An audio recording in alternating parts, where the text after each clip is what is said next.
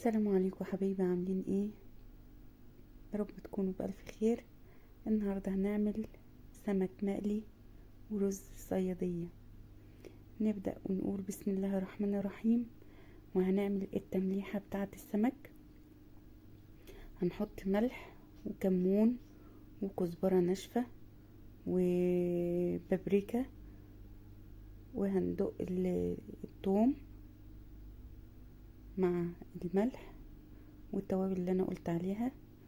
طبعا بنحط ليمون، كمان ليمون وفلفل اخضر، بس للاسف انا ما عنديش النهارده فلفل فعملته. طبعا مش هوقف الاكل. تمام. دقيت اهوت التمليحه مع بعض، وهبدا ان انا احشي السمك. لازم يتحشى كله كويس يا جماعه، ومن عند الراس الجزء اللي فوق ده بيتحشى هو كمان زي ما انتوا شايفين كده. هنحشي الكميه كلها بنفس الطريقه. تمام. طبعا السمك دوت يا جماعه جايباه ب60 جنيه. هو مش كبير قوي ومش صغير قوي. لو كان كبير قوي كنت قسمته، كنت شقيته، قصدي يعني شقيته كده علشان احط فيه التمليح، انما هو حجمه معقول. ماشي. هنحشيه بالطريقه دي.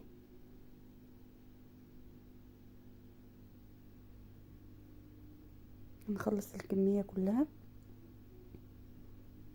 ونرجع مع بعض.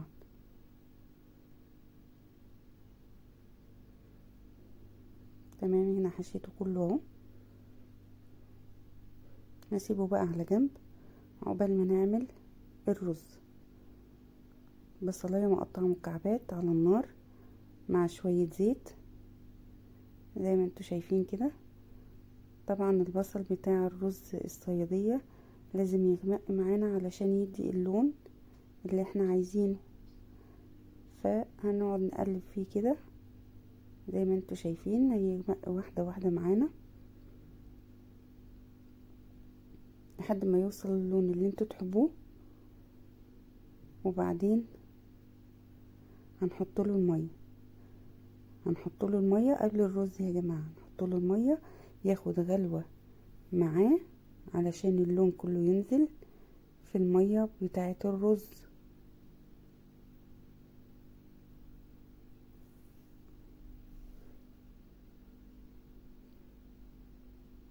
كده غمق معانا اهو زي ما انتوا شايفين، بدأ يغمق. طبعا بنفضل نقلب زي ما انتوا شايفين كده علشان ما يبقاش حتة وحتة، يعني حتة لون وحتة لون فاتح وحتة تغمق. فبنفضل نقلبه كده مع بعض علشان ما يبقاش جنب وجنب.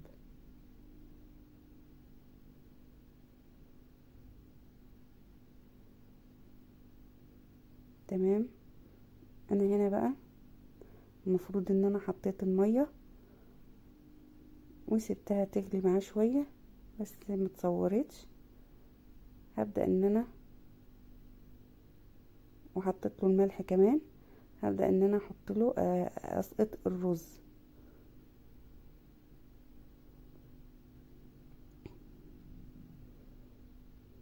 نديله تقليبة كده ونسيبه بقى لما يغلي والمية بتاعته تنشف. هنوطي عليه علشان يترد. هنا بقى نجيب الدقيق علشان نبدأ نقلي السمك.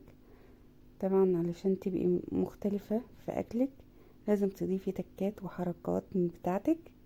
هنحط معلقتين نشا على الدقيق وشوية توابل، كزبرة وكمون وبابريكا او شطة. طبعا انا حطيت شطة في التمليحة يا جماعة مش بابريكا. هنا حطيت بابريكا. وهنقلبها ونبدأ ان احنا نغلف السمك بتاعنا بالخلطة دي.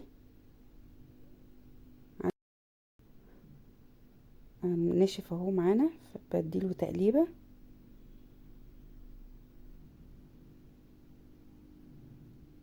قبل ما اوطي عليه اديت له تقليبة اهو، وهبدأ ان انا اوطي عليه. لو هو على العين الكبيرة بننقله على العين الصغيرة يا جماعة، وبنوطي عليه ونسيبه يتردد براحته لحد ما نقلي السمك بتاعنا. نرجعنا للسمك تاني، هنغلف السمك بالدقيق.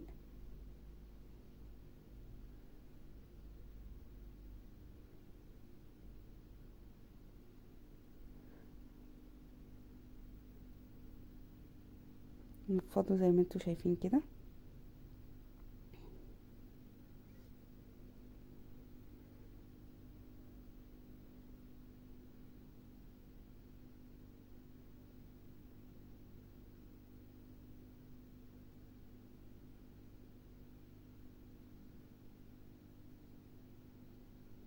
نعمل شوية شوية.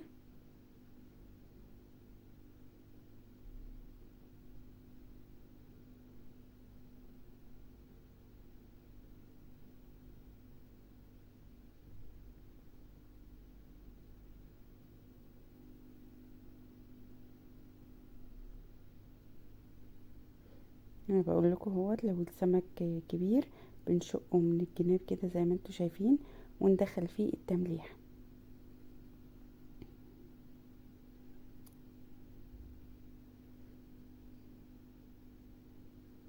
نفضه كده.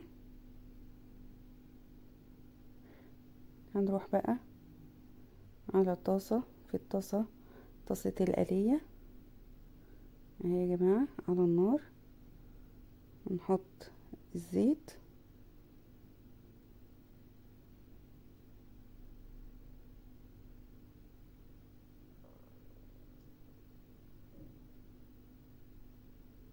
زي ما انتوا شايفين. هنسيبه لما يسخن.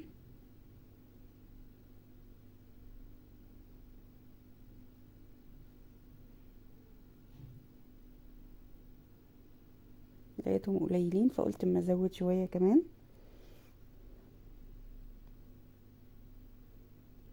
نسيبها لما تسخن وبعدين نبدأ نحط السمك بتاعنا.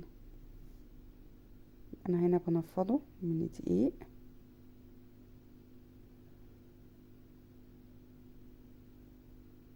وابدأ احط. ساخن اهو.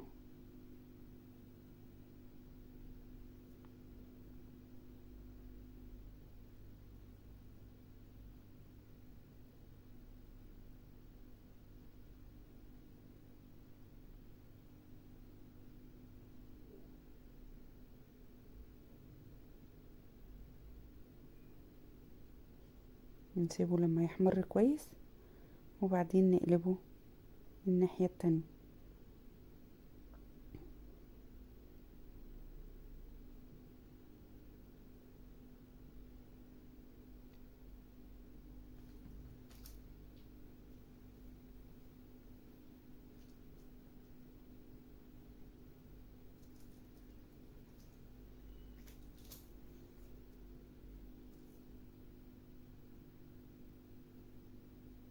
انا بحاول اقلبه اهو، نجيب المساكة ونقلب بيها زي ما انتوا شايفين. اتحمر جميل اهو.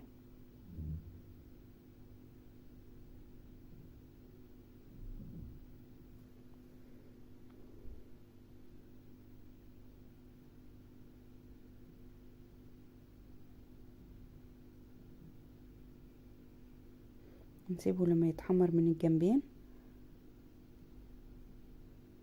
وبعدين هنبدأ نطلعه مع بعض.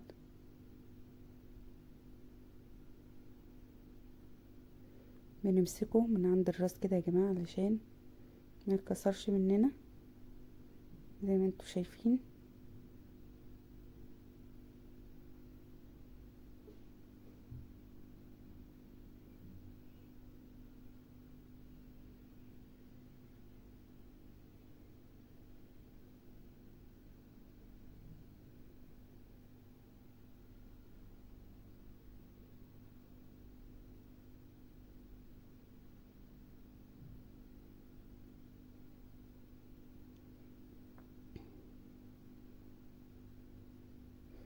طلع السمك اهو.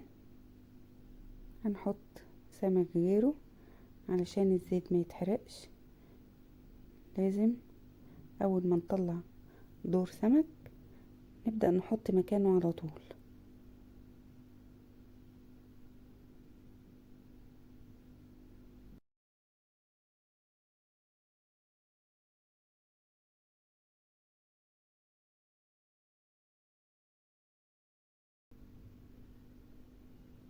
هنا السمك بتاعنا اللي احنا طلعناه.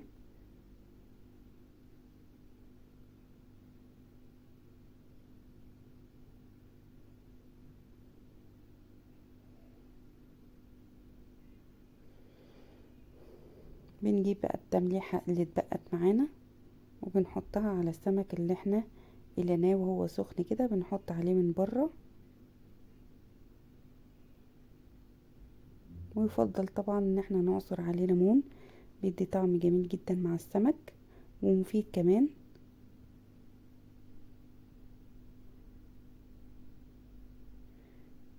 بندهنه كده من بره بالايه، بالتمليحة الباقية معانا.